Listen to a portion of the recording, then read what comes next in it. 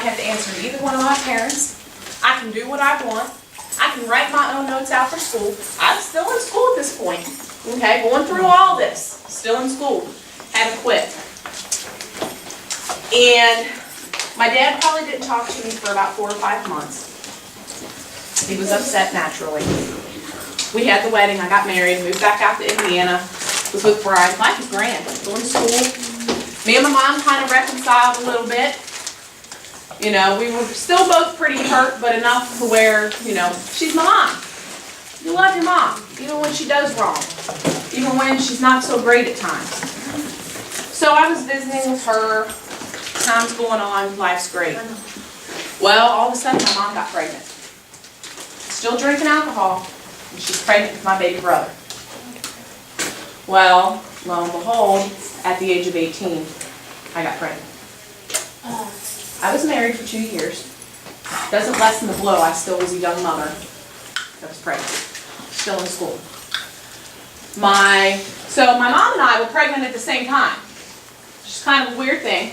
My brother was born in September. My oldest daughter was born that following February. So there's roughly 5 months apart between the two of them. So that was pretty interesting. My little brother was born with a birth defect, naturally, because my mom drank the whole pregnancy, wouldn't stop. So I was going to school, married at 17, 18, and now pregnant. Now my brother was born with a birth defect, and I was the one my mom had to lean on to get her back and forth to Children's Hospital every day to see that baby boy. So I had all this going on. Mind you, this was in May of '97, and I decided it was too much for me to handle. I couldn't handle it no more. So I quit school 30 days before my graduation of my senior year. I had the teachers fighting for me, pulling me through, giving me extra credit so that I could pass the classes, because all those teachers, we live in a small town, they knew what I was going through. They were pulling for me to graduate. I had one teacher, no sooner than she found out that I was coming in to sign the papers to quit school, she comes out in the hallway. I was getting my books out of the locker and slammed the locker door closed, about to slam my hand in it. And her name's Mrs. Evans. And she says to me, she says, "What the hell do you think you're doing? You're throwing your life away." They made me sit in an empty room for a study hall, trying to get me to think about it. I wasn't hearing it. I wasn't seeing it. No sooner than that teacher left to walk out to go to the bathroom, I peeked my head out the hall and I was gone. Got in my car and left, quit school. So now I'm a young mom, married, young, and a dropout out of high school. Didn't bother me. I'm still making it fun with my husband. We got the baby coming, we're happy.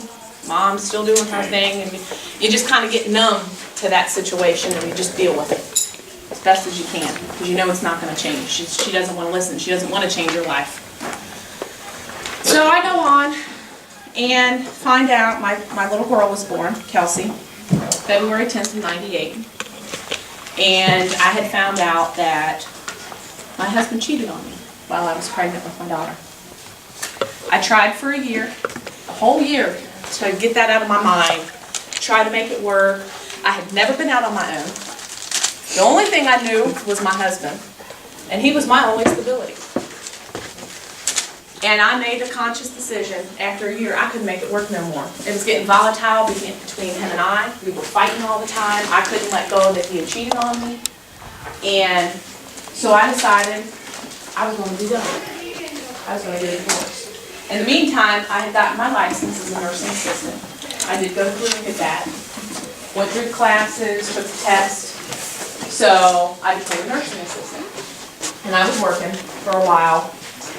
I decided to be a stay-at-home mom that first year Kelsey was born, just because that was my choice. We were able to do it at the time. So then when I decided that ultimately I thought I was going to leave my husband, I took a break from being a nursing assistant because my patience just wasn't there for my people. My care wasn't as good as I wanted it to be for my residents. So I took a break from it, and I got a job down at Argosy Casino. That was when the casino was put in, as a housekeeper. And here come a guy walking through that caught my eye. And I was in the process of getting a divorce. My girlfriend worked down there, and she was looking for a roommate. So her and I talked, and so I decided I would move in with her. She had a baby that was about the same age as Kelsey. We were going to do it together. So here I go, 19 years old, getting ready to turn 20. Never been on my own. Going out on my own, moving in with a girlfriend I hadn't seen in 5 years. Both of us with newborn babies.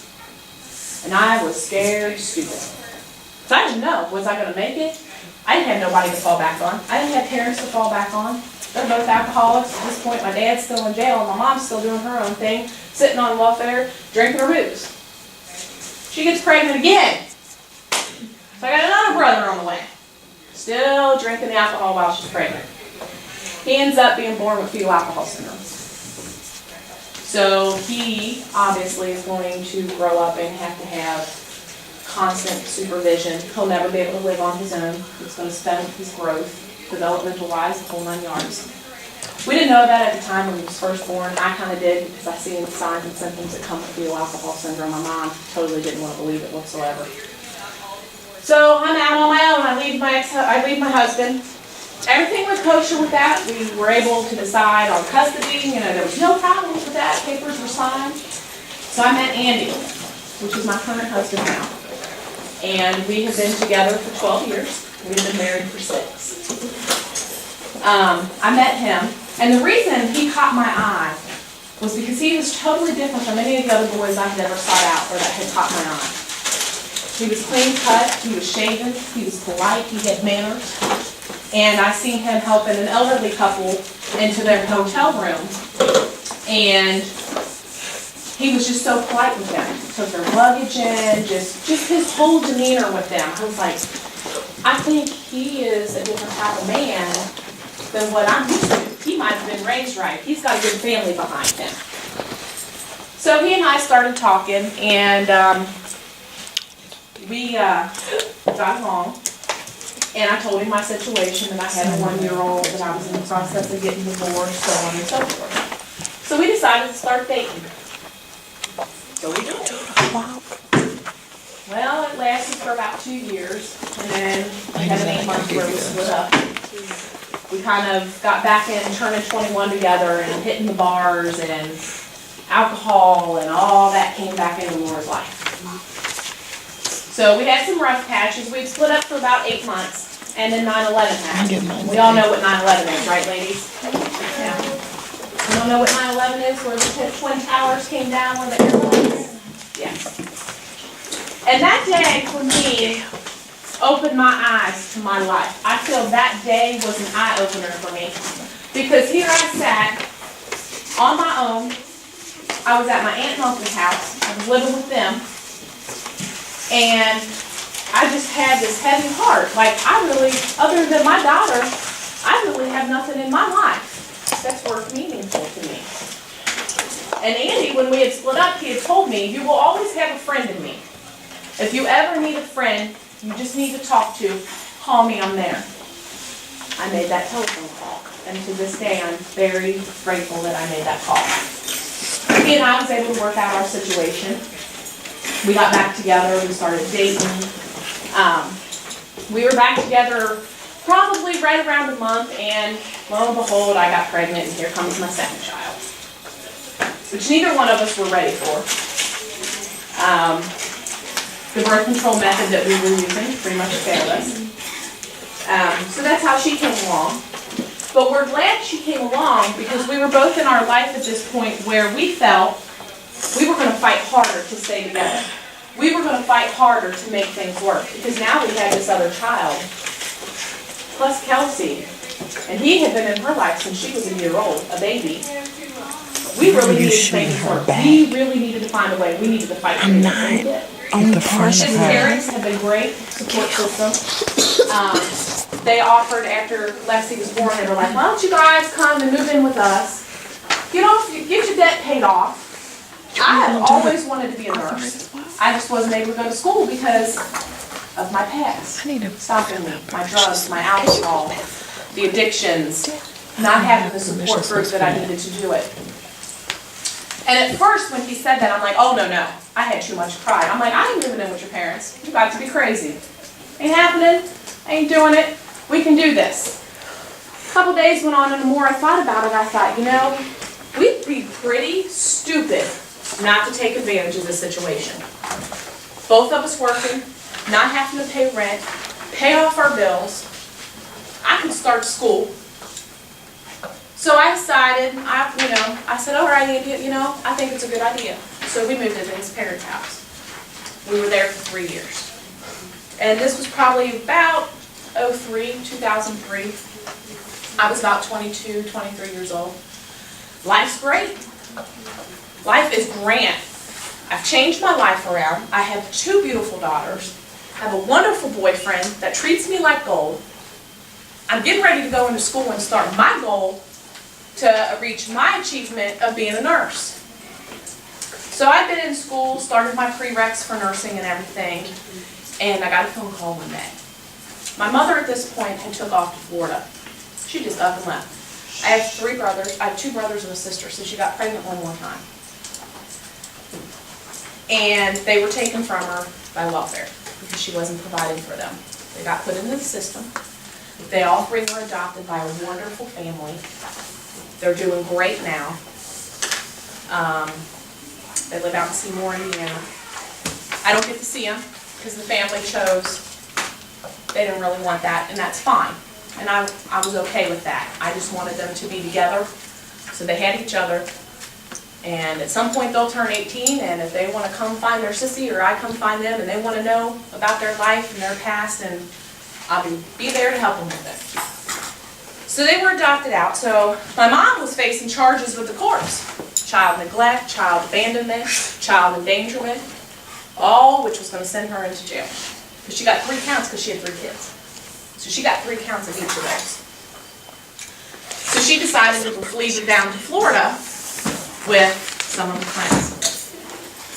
I got a phone call from my stepsister that said, hey, Mom took off to Florida. And I said, no. She didn't say bye. She didn't say hi. She didn't say kiss my butt. She didn't say nothing to me. I had no clue she left. And the last things I had spoke to my mom, she was at a party for a friend of ours, for a birthday party. They were all drunk, and my sister and I, my stepsister had been in the picture and was really seeing what was going on in my mom's house and how the kids were being neglected and things. And she came to me and was like, what can we do? What do we need to do about this situation? I was like, I pretty much said we need to have her committed. We need to put her in rehab. We need to get the alcohol. We need to drive her out. We need to get her help. Well, my mom was standing there and overheard it. She said, what are you doing with me? And I just told my mom. I said, you need to go to rehab. You're an alcoholic. Those were the last words I spoke to my mother. So she took off to Florida. She'd been down there for a couple years. We didn't know what part of Florida she was in. She'd called collect one time to my dad's house asking for money to come home. And because of the collect call, we were able to ping what area of Florida she was in, which was Jensen Beach, which is probably about 30 minutes from West Palm. So at that point, we knew what vicinity she was in. Still, how you gonna find it? It's like trying to find a needle in a haystack. I got a phone call one day in 2004, and it was a detective from Florida State Police telling me that my mother had been murdered. She had been murdered by a serial killer. My mom was the first victim. He strangled and raped all 3 women. With my mom's particular case, he had strangled her, raped her, and then they had these drainage canals down in Florida. And he placed her in the drainage canal and put big boulders on top of her to weigh her body down. They approximated that she had been in the water for about a week. At that point, she had no ID, no identification. So for a whole week before they got a hold of me, for a whole week, my mom was a Jane Doe. She was in the news down there. They're trying to figure out who this poor woman was who had been strangled and raped and killed. So when I got the call, of course, my world immediately stopped. Everything comes flooding back, the last words you say, just the horror of it all, the emotions just take you over. So about the first 3 weeks after finding out, I was completely on the internet. My world shut down. My kids shut down, my husband shut down. I barricaded myself into the computer.